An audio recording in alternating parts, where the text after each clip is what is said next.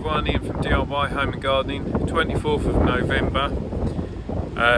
We got a storm and I've left it really late to do this video in the hope that the high winds would pass, but they haven't. So I have started lifting dahlias. So if I turn the camera around and just have a look.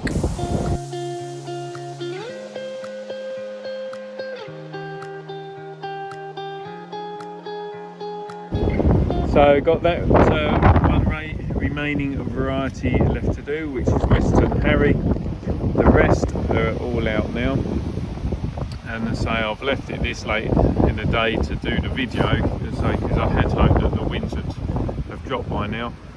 And basically I've been through and I've been selecting the best one or two plants to retain. They got stuck in the crates. Anything I don't want, put on that plate, and then I'll start taking them home. So I thought I'd just show you how I do the lifting and sort of prep work, and make it a nice quick video for you, because there's plenty of questions out there, plenty of uncertainty, and so I just thought I'd do a really short video to show you guys how to do it. Right, I'm going to have to get in nice and close because otherwise you won't hear. So this is last remaining variety to do. This is Western Harry, labelled there. Pop that just into the crate for the time being. Now the thing with the Dahlia is that you've got the main plant and then it all grows from the tuber. Now the tuber, much like a potato tuber, is going to be below ground. So in order to grow your plant next year, you need to make sure that you're preserving that tuber, not damaging it too much upon lifting. Sorry, got buffeted by the wind. So as I say, it's growing from a tuber. As long as you plant it correctly, the tuber will be well down there. So all I do is give the surface a light pricking over, and that's just going to help loosen up that soil ready for when you do your lift. So that's sufficient, and then going about 9-12 inches away from the plant, just go down, fork step, gently lever, and again we're just loosening that soil.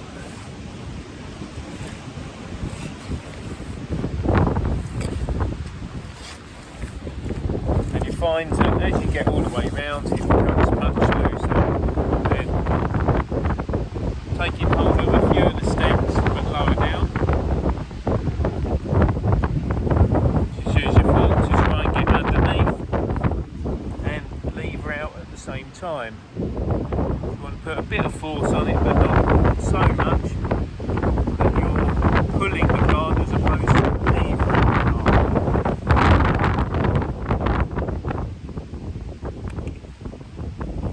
So that's what we got. So that's the clump there, and for storage wise, you just want to make sure that you're removing as much of this soil as possible. Obvious things like the worms we don't want. Do not wash the tubers. That is the main thing. If you start washing the tubers for storage, you're adding in more moisture, and almost certainly your tubers will start rotting.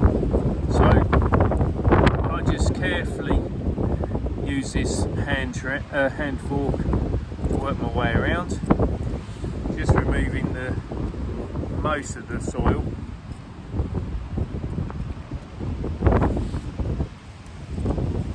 So keep it close to the ground or on the ground as you're doing this, because then that way you're not going to be putting too much force that you're going to be snapping any of this top section. It's worth mentioning that all of this top piece here will be cut off when we come to do the storage, and we'll just be retaining the top couple of inches of this darker wood, because that is where the eyes are going to come from. and the eyes are the bits that will shoot to produce the new stems and leaves and whatnot. And again, there's a lot of worry, I suppose, that when people are lifting, they can't tell which bits are going to get eyes from. And generally speaking, at this stage of the season, with the plant into dormancy, you won't be able to tell where the eyes are. So when you see these videos that are claiming that they can easily tell where the eyes are and how to do their storage and their pruning, they're almost certainly lying, or they're using a variety that does readily produce visible eyes. But I say, where we are towards the end of November, these are in dormancy session. They haven't had any warmth to them, so therefore the eyes haven't started developing to produce a new shoot. It's only when we get them inside on in the greenhouse or the propagator, hotbed, whatever you like, some sort of heat, and they start actively growing, that the eyes will then develop and produce new shoots. So I've got 3 plants of this in the ground. Generally speaking, I just retain 1 plant, and that is the strongest, well, what I perceive to be the strongest plant, whether that's a tuber level or whatever. And by planting the plants initially deeper, there's been more stem below the ground, so therefore you end up with multi-branching and more roots for the eyes to form. Now we've got the original plastic label here, Western Harry. I don't know whether you ever noticed, but plastic labels always have a hole in one end. Really handy. So it just allows somewhere to stick some string or wire through. Helps when it's not cold and you've got a bit of mobility and thing. So thread the string through and then tie it onto one of the stems. Well, see what I mean? Wind's just blown again. Tie to one of the stems that you know you're not cutting down ridiculously low. Tie that on, and then once you get the plants back home or into a greenhouse or something, you're not going to mix that up with something else.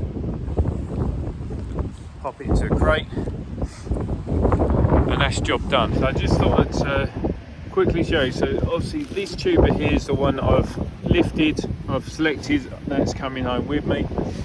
These were the other 2 that were in the ground. Now this one, again, would be pretty viable, and I'll probably take that as well, take that with me. Can't see any eyes as such. You can certainly see where there will be some zones where it will come from, or where they will come from. So that one will come with me. This one, much bigger tuber and plant on the face of it. However, the reason it's not coming home and going any further is because it's got this split through it, and that goes all the way down to below where it was planted, or below the level in which it's planted. Good chance that there's some bacteria got into that, possible fungal diseases.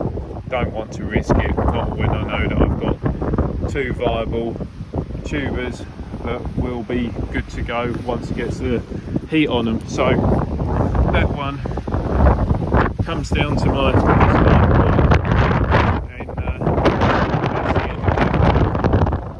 and wind's probably kicking in. So let me just get this one labelled, and that really is a okay, so that really is it. End of video. Blowing pretty strong gales. End of video. If you got any questions, then send those questions to me. I'll put a link in the video for previous versions of essentially this video that I've done before, which will show you my lifting, how the tubers are cleaned up, and then stored for winter. Might even put a link to show you how to get them going. But yeah, anyway, if you've got any questions, then please send the questions to me. I'll do my very best to answer them for you. If you like this video, or indeed any other videos, then please subscribe to the channel. It's always really good to get more people coming on board and getting that sort of mix of interest, questions and enthusiasm going on horticulture or DIY. Yeah, please hit that reminder button so don't miss out on the future videos, and just above all else, have fun even when it's blowing a gale like this, and you know, perhaps try something different, such as lifting your tubers for the first time and seeing how you get on doing some propagation. So till next time, take care, bye for now.